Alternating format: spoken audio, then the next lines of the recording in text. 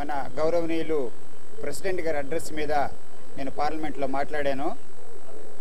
మా పార్టీ వచ్చి ప్రభుత్వం మంచి చేస్తే సపోర్ట్ చేస్తుంది, ప్రజలకు ఇంకా కావాలనుకుంటే వేలెత్తి చూపిస్తుంది అన్న పాలసీ, ఇష్యూ బేస్డ్ పాలసీగా మా వైఎస్ఆర్ పార్టీ ఉంది.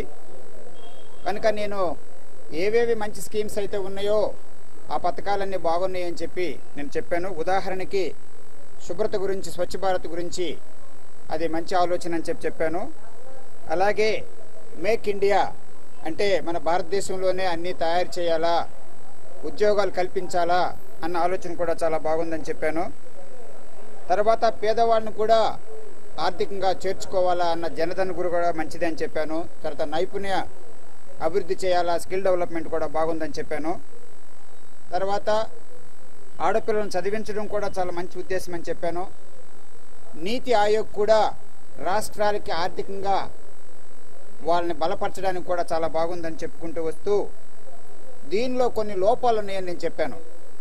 ఉదాహరణకి ప్రతి ఒక్కరూ మన భారతదేశంలో మన సివిలైజేషన్ గొప్ప, మన హెరిటేజ్ చాలా గొప్ప అని చెప్పుకుంటూ వస్తున్నాం, కానీ అందులో కూడా కొన్ని లోపాలు ఉన్నాయి.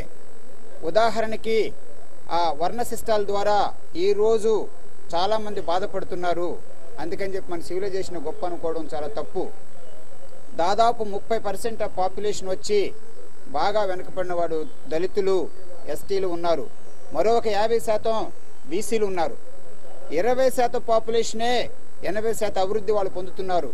అందుకని నేనేం సజెస్ట్ చేశానంటే, నిజంగా మనకి పూర్తిగా ప్రజాస్వామ్యం రావాలంటే కేవలం పార్లమెంట్ డెమోక్రసీ మాత్రం సరిపోదు. మనకి సోషల్ డెమోక్రసీ కూడా, ఆర్థిక సాంఘిక ప్రజాస్వామ్యం కావాలా. ఆర్థిక ప్రజాస్వామ్యం కూడా కావాలంటే మనకు ఇన్కమ్ జనరేటింగ్ అసెట్స్ మనకి రెగ్యులర్గా పేదవాళ్ళకి గౌరవంగా, అభిమానంగా బ్రతికే విధానంగా వాళ్ళకి ఏదో ఒక మంచి పథకం, ఏదో పొలం తీసేయడం కానీ, పొలం నుంచి వాళ్ళు వచ్చేది తీసుకుని తరతరాలకి ఇచ్చేటట్టుగా ఉండాలి. అప్పుడే సరైన ప్రజాస్వామ్యం ఉంటుంది.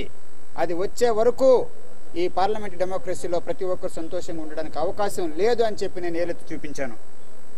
తర్వాత మనం ఏ రోజు చూసినా న్యూస్ పేపర్ తెరిచిన వెంటనే అక్కడ ఒక రేప్ జరిగింది, ఇక్కడ రేప్ జరిగింది. మన మహిళలకు ఏ విధమైన భద్రత లేదు. కానీ దానికి ఒక్క ఆడపిల్లల చదువు గురించి తప్ప మొత్తం ఎక్కడ కూడా ఒక్క పాలసీ కూడా, ఇన్ని అన్యాయాలు, అత్యాచారాలు ఆడవాళ్ళ మీద జరిగినా కూడా ఒక మంచి భద్రత అన్నది మనం సృష్టించలేకపోతున్నాం దురదృష్టవశాత్తు భారతదేశంలో. అందుకని చెప్పి నేను ఏమని గుర్తు చేశానంటే, అన్నీ ఏది చేసినా కూడా ఆడవాళ్ళు గౌరవంగా ఉండే విధానంగా సెక్యూరిటీ, భద్రత కల్పించాలని చెప్పి అదొకటి చెప్పాను. తర్వాత ఈ ల్యాండ్ బిల్లు వచ్చింత ఏమైందంటే 18-19 శతాబ్దాల్లో యూరోప్ కూడా కేవలం ఒక ఇండస్ట్రీ డెవలప్మెంట్ అని చెప్పి అక్కడ వ్యవసాయాన్ని ఏమి పట్టించుకోలేదు. తద్వారా 20వ శతాబ్దంలో యూరోప్లో ఏ ఒక్కరు కూడా వ్యవసాయం చేయడానికి కూడా మనుషులు కానీ పొలాలు లేకుండా పోయినాయి. కనుక మనకు కేవలం ఈరోజు ప్రభుత్వం వచ్చి కేవలం ఇండస్ట్రీ అంటే 20 సంవత్సరాలు 30 సంవత్సరాల తర్వాత మనకి ఆ వ్యవసాయం అన్నది లేకోకుండా పోతుంది.